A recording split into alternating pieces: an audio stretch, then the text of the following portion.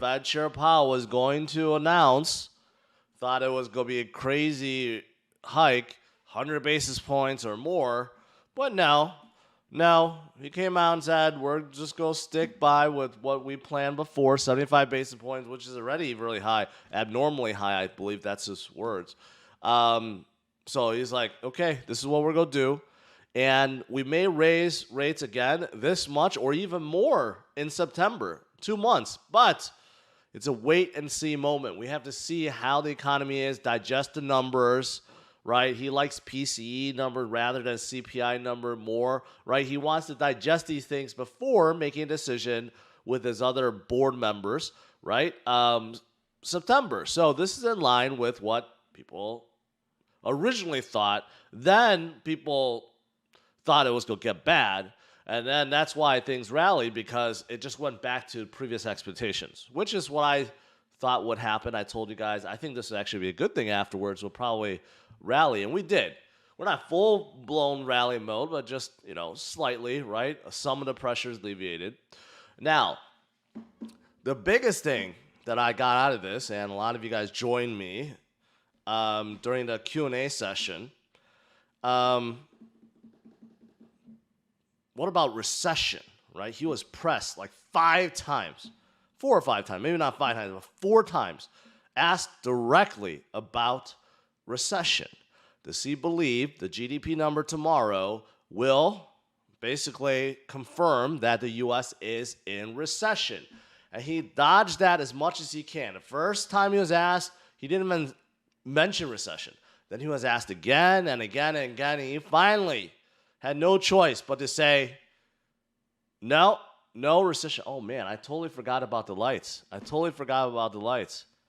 You guys want to, you got to wait? No, I'll turn on the lights during Q&A. So if you guys want to see get a sneak preview of my OnlyFans setup, wait until Q&A. I'll turn on the lights.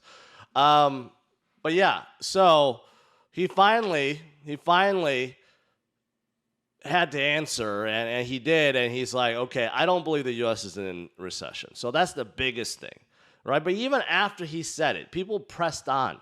This reporter asked him, how can we believe you when you said that inflation was transitory, right?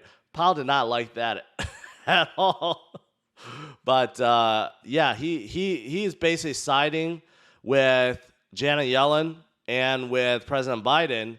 Basically, both has come out and downplayed this recession talk, downplayed, GDP numbers, and so did Powell. He's like, you know what, GDP numbers gets revised all the time, so don't put too much weight into it. So they're all downplaying. So bottom line is, he thinks we're non-recession, and the reason being is because the labor force is very strong. I mean, he just keeps talking about hammering on the point that labor force is still strong. There's plenty of people that's still finding jobs, right? Unemployment is at a 50-year low. There's still a lot of available jobs also.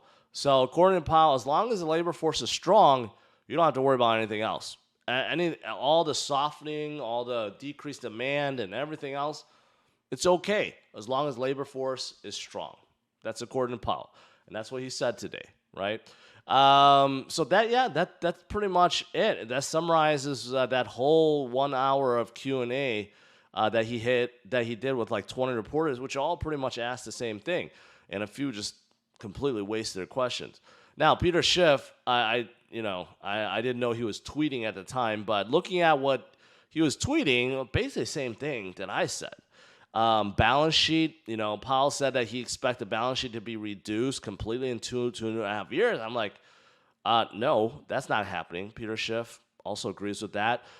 He also, was talking about how Powell is pressed on this recession thing, and basically he had no choice but to answer it. And finally, when he did, he's basically ignoring what's to come tomorrow, right? So, yeah, so Peter and I have the same viewpoint on the press conference. So I guess that's good.